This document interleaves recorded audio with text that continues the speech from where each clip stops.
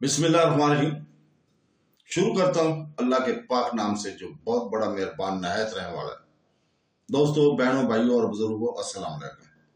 तारीख़ इस्लाम की इस 32वीं किस्त में हम चौथी सलीबी जंग और कुस्तुंतनिया की बर्बादी को जिक्र करेंगे। तो दोस्तों, बहनों, भाइयों, बुजुर्गों, जब जला बख्शने वाला जाविया फिक्र तब्दील हो जाता है तो तहजीबें भी ताखीर पजीर हो जाती हैं। वो मारवाए अदारक या आसमानी अखलाकी जवाब जो बुनियादी ढांचे से जुड़े हुए होते हैं, इन्हीं से इंसान आपस में रवाबत और ताल्लुकात इस्तवार करते रहते हैं। कोई भी मुआशरा अपने आप को किसी कसौटी पर कसता है, किस तराजू से तोलता है, किस मेयार को अपनाता है और दूसरी तहजीबों के साथ वो किस तरह तकाज़ बामी अमल और रद्द अमल का इज़हार करता है। यही वो अखलाकी असूल है जिसकी मेयार पर तारीख में किसी भी तहजीब और तमद्दन के मुकाम का तयन होता है। पहले जमीन की तशरीह और तारीफ यूं होती थी कि वो सपाट और मैदान नमा है। इस तारीफ की वजह से जोग्राफाई, सियासी और तारीखी हदूद मुय्यन कर दिए जाते थे। अब इस तारीफ में तब्दीली आ गई है और ये आफाकी तौर पर यह तस्लीम कर लिया गया है कि जमीनी चपटी नहीं बल्कि गोल है। तो बुनियादी तौर पर तहजीबों के बामी तजाद के नजरिया में तब्दीली आ गई। अमरीका दराफ्त हुआ, समुद्रों को मफतूह कर लिया गया, तजारत के तरीक़ाकार में तब्दीली आ गई, पुरानी सुल्तनतें ज़वाल पजीर हुई, इनकी जगह नई सुल्तनत ने जगह ले ली। तारीख के भी वसी और अरीज तखीर पजीर मंजर पर तहजीबों की भी पहचान है। इस राह में कुछ ऐसे संग मील हैं जो दूर से नजर आ जाते हैं। ये वो निशान रहा है जो इन तहजीबों ने कायम किए हैं, जिन्होंने बुनियादी तौर पर फौरन दिखाई दिए वाले अंदाज से अपनी तारीफ या गर्दान में तब्दीली की और अपने मोड़ या रुख को बदल डाला। सन 1204 में सलीबियों के आते कुस्तुंतनिया की तबाही और बर्बादी ऐसा ही एक संग मील है। हकीकत तो यह है कि ये वो साल है जब लातीनी मगरब एक नए रुख पर चल पड़ा। सन 1204 से पहले सलीबियों की मंजिल मकसूद सलीब और यरूशलेम में मौजूद मुकद्दस मरकज मसीह की रियासत भी थी। इस तारीख के बाद इनका जाविया निगाह सोना और दौलत का असूल बन गया था। सन 1204 से पहले यूरोप की ताकत और तवानाई का अजहार तखय्युल परस्ती और खानकायत के जरिए हुआ करता था। सारा बर आज़म मतलब जहालत और गुर्बत में डूबा हुआ था। तजारत बिल्कुल रुक गई थी। गंडा, तरसमात, जादू, शायरी, वहूक, अलफितरत चीजों से रब्बत का जरिया था। इस जहालत का अव्वलीन फायदा कलीसिया को हुआ करता था, क्योंकि तवीज, गंडे और तलसमात वगैरह की तकसीम का शर्फ इसी को हासिल था। सन 1204 में लातीनियों ने कुस्तुंतनिया को फतह करने के बाद इसकी गलियों, बाजारों को तबाह कर दिया, यादगारों और तबरकात को बर्बाद करके कलीसियों में अशाए रुबानी की मेजों पर रक्स किया और इन पर मौजूद जबरदस्त दौलत को लूट लिया। यह सलीबी मुख्तलिफ ग्रोहों पर मुश्तमिल लोगों का एक ग्रोह था, जिसमें ज्यादातर फ्रांस के नवाब, जर्मनी के किसान, अतालवी ताजर और लातीनी पुजारी शामिल थे। इस कदीम बाज़ंतीनी सदर मुकाम से लूटे गए सोने और चांदी से वीनस, जनेवा और फ्लोरेंस जैसी अतालवी शहरी रियासतों को खुशहाल की राह पर गमजन करने की मौका मिला। इस तरह इटली में निशात सानिया के दौर की इब्तिदा हुई, जो कि 15वीं और 16वीं सदी में अपने इंतहा पर पहुंच गई। सन 1204 के बाद यूरोप के तमाम तवानाई बुनियादी तौर पर इक्तिसादियात, तजारत और जाती मफादात के जरिए ज़ाहिर होती थी। वो तहजीब जिसने निशाता सानिया की तख्लीक की, फिर आगे चल के इस्लाहात और रोशन ख्याली को उजागर किया, वो एक सेकुलर तहजीब थी। सन 1096 में जिस तहजीब ने पहली सलीबी जंग के लिए आवाज दी थी, इसमें और इस तीसरी सलीबी जंग की तहजीब में कोई मुमालस नहीं थी। सन 1204 की चौथी सलीबी जंग के बाद और भी कई सलीबी जंगें हुई, लेकिन ये या तो मजहब की चादर में लपेटी हुई इक्तिसादी मफादात की सलीबी जंगें थी, या जनूब मशरक यूरोप में तुर्कों की फाताना योरिश का जवाब था। सन 1204 में तारीख साज वाकयात की इब्तिदा 1199 में पोप इनोसेंट सोम की जानिब से सलीबी जंग के ऐलान से हुई। वो कलीसिया जो स्पेन में अल हदीसन کے ہاتھوں مسلسل شکست کی ذلت سے دوچار تھا، اس یروشلم کا صلاح الدین ایوبی کے قبضہ پر چلا جانا ناقابل برداشت تھا۔ صلیبی جنگ کے اعلان پر ابتدا میں خاطر خواہ جواب نہیں ملا۔ 12ویں صدی کے آخر میں یورپ کا شرازہ بکھرا ہوا تھا۔ کاؤنٹ بالٹون نے فرانس کے تخت کے اقتدار کو چیلنج کیا ہوتا۔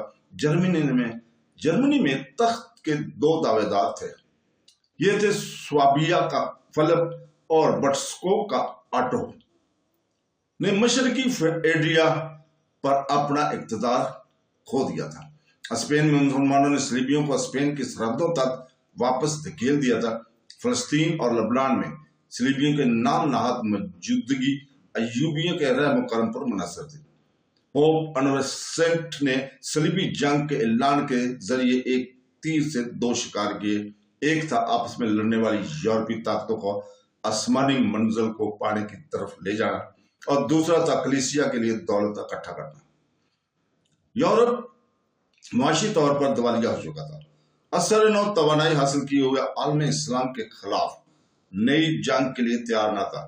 مالی اور وسائل کی فراہمی کے لیے پوپ نے تمام عیسائیوں پر ٹیکس عائد کیا، لیکن عوام نے اس کو پسند نہیں کیا اور فلسطین کی طرف ایک اور کوچ کے لیے کوئی ماحول پیدا نہ ہو سکا۔ لیکن جلد ہی حالات تبدیل ہو گئے۔ چنگاری بھڑک اٹھی۔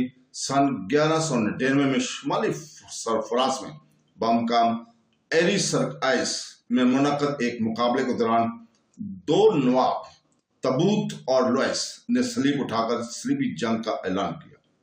دونوں 7ویں لوئس کے پوتے تھے۔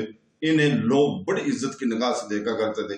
ان کی دیکھا دیکھی فرانس کے کئی نواب عمرہ نائٹ اس فہرست میں شامل ہو گئے۔ سن 1200 میں کمپین کے کونسل میں یہ فیصلہ ہوا کہ صلیبی فلسطین کے لیے سمندر کی راہ سے کوچ کریں، لیکن نہ ہی حکومتوں کے پاس بحری بیڑا تھا اور نہ ہی کلیسیا کے پاس۔ اس لیے انہوں نے وینس سے مدد مانگی، اس لیے کہ اطالوی ساحل پر واقع یہی واحد ریاست تھی جس کے پاس مدد کی بہن پہنچانے کے لیے وافر وسائل موجود تھے۔ وینس کے سفارت بھیجی گئی۔ وینس کے باشندے شمالی یورپ کے صلیبیوں کے برخلاف بالکل الگ طبیعت کے مالک تھے۔ وہ تو تاجر تھے اور ہر کام میں نفع حاصل کرنے کی سوچتے تھے، چاہے یروشلم کی فتح جیسے انتہائی جذباتی اور مذہبی معاملہ ہی کیوں نہ ہو۔ مصر اور شام کے ساتھ سن 1000 اور سن 1100 میں ان کے تجارت زوروں پر تھی۔ وینس پر ایک منتخب شدہ مجلس وزراء جسے ڈاکے کہا جاتا ہے تھا کہ حکومت تھی۔ سن 1201 میں اس کے سربراہ ڈیوڈ وولڈ تھا، جو کہ ایک عمر رسیدہ شخص تھا جس کی عمر تقریباً 80 سال تھی۔ اس کا انتہائی تندرست اور سیاسی بصیرت رکھنے والا بیان مقرر، جابر اور سخت گیر حکمران تھا۔ اس نے تاجران تمدن کو ایک دیوتا کی طرح مکرم اور محترم بنا دیا تھا۔ یہ وہ تاجرانہ تمدن تھا جو صدیوں سے مشرقی بحر روم کے ممالک میں فقراتی اور تجارتی کے روپ میں جاری اور ساری تھا۔ ڈنڈولا نے صلیبی نوابوں کے ساتھ انتہائی سخت سودے بازی کی۔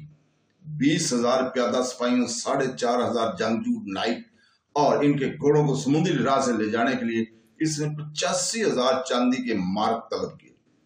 پوپ نے اس پر رضامندی ظاہر کی۔ ایک معاہدہ پر دستخط ہو گئے اور صلیبی جنگجو وینس میں جمع ہونا شروع ہو گئے۔ لیکن سارے یورپ سے آئے ہوئے تمام نوابوں اور نائٹوں کے جیبوں کو خالی کرنے اور گھریلو اشیاء کو فروخت کرنے کے باوجود 29,000 چاندی کے مارک سے زیادہ سکے جمع نہ ہو سکے۔ ڈنڈولو نے دیکھا کہ وہ سنہری موقع آ گیا جس سے فائدہ اور بیدردی کے ساتھ اٹھانا ضروری ہے۔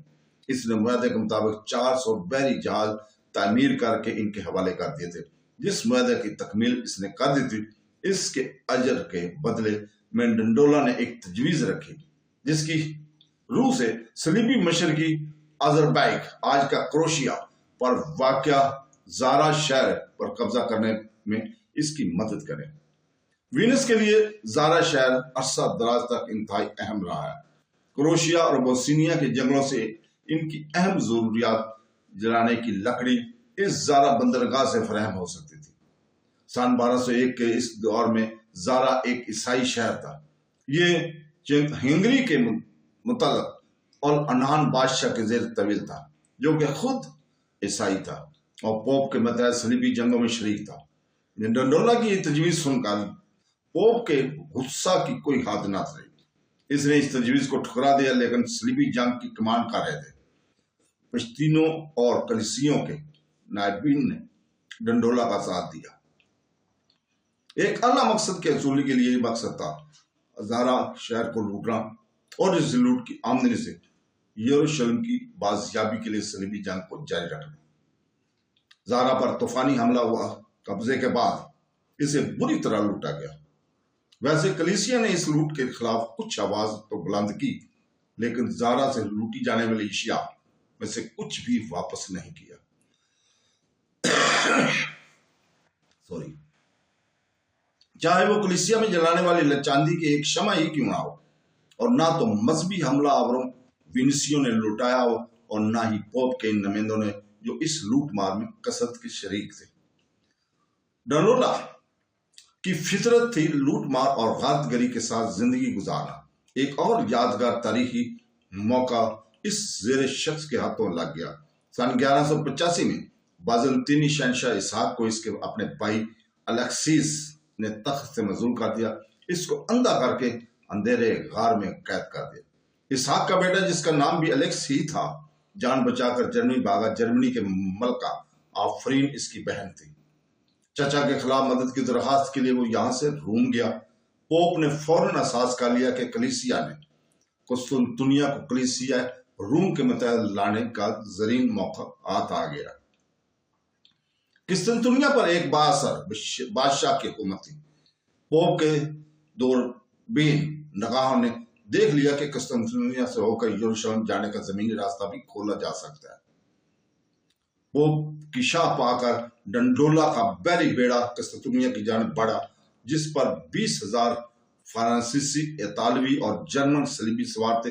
ये सलीबी ईसा मसीह की मोहब्बत से ज्यादा इक़्तिदार और दौलत की हिर्स से मखमूर थे।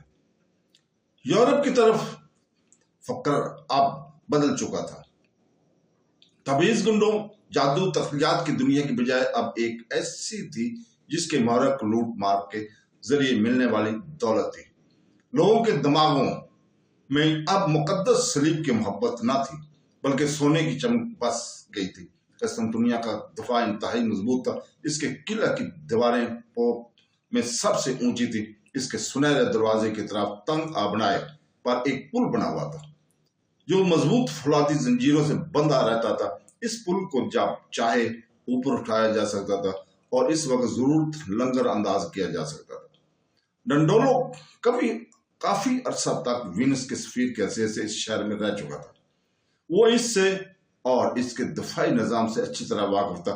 वो ये भी जानता था कि इसके दफाई निजाम का कमजोर तरीन पहलू सुनहरी दरवाजा ही है। वीनस के जहाज पर काटने वाले आलात नस्ब किए गए और इससे फौलादी जंजीर को काटने का हुक्म दिया गया। शहर पर समुद्र की राह से हमला हुआ। खुद बूढ़े डंडोलों ने इसकी सरबराही की और 12 अप्रैल 1204 को तूफानी अंदाज से इस पर कब्जा कर लिया। नौजवान अलेक्स को इसके तख्त पर बैठाया गया। यह तख्त नशीनी रूम के जेर मतहत हुई और इस शर्त पर हुई कि वो 4 लाख सोने के सिक्कों की खतीर रकम बतौर तावान अदा करेगा। अलेक्सिस ये रकम इकट्ठा न कर सका। इसने हमरावरों को निकाल बहर करने की कोशिश की। इससे शिकस्त हो गई और सारे शहर को लूट लिया गया। तो दोस्तों, इस शहर की तबाही और बर्बादी और लूट मार की दास्तान बयान करने से बहर है। हजारों मर्दों को कत्ल किया गया, औरतों की आबरूरेजी की गई। बाज़ंतीनी दरबार के तकरीबन 1000 सालों से जमा शुदा खजाने को लूट लिया गया। सलीबियों ने यहाँ की कलीसियों में घोड़े दौड़ाए और इन्हीं घोड़ों की लीज से नापाक किया। कलीसिया सांता सोफिया के यहाँ को रक्स गाह में तब्दील किया गया। तो बाहियों की अरूज के दौरान एक फहाशा ने अस्कफे आजम की कुर्सी पर बैठकर इंतहाई शऊत भरा गीत गाया। बाज़ंतीनियों की इफ्फत लातीनी घोड़ों के सुमो तले रौंद डाली गई। बाज़ंतीनी शहनशाहियत के खजाने मगरब की तरफ रोम और वीनस की राह पर गामजन हो गए। बाज़ंतीनी की राख से मशरकी इटली की कज़ाक हुकूमत ने जन्म लिया। मुआशी नुक्ता नज़र की इब्तदा हुई। बाज़ंतीनी सोने ने इस मुआशी नजरिया को बका अता की। आगे चलकर इसने निशात सानिया को जन्म दिया। एक तहजीब दफन होगी और दूसरी तहजीब पैदा हो गई, जिसकी किस्मत में कुरा अर्ज पर फौकियत हासिल करना लिखा था। तारीख ने एक नया मोड़ लिया। अब दुनिया पुरानी दुनिया ना रही थी। तो दोस्तों, आपसे इजाजत चाहते हैं। इसके साथ ही कल तक के लिए, कल इंशाअल्लाह ताला हम 33वीं किस्त आपके सामने पेश करेंगे। तो दोस्तों, अल्लाह हाफ़िज़।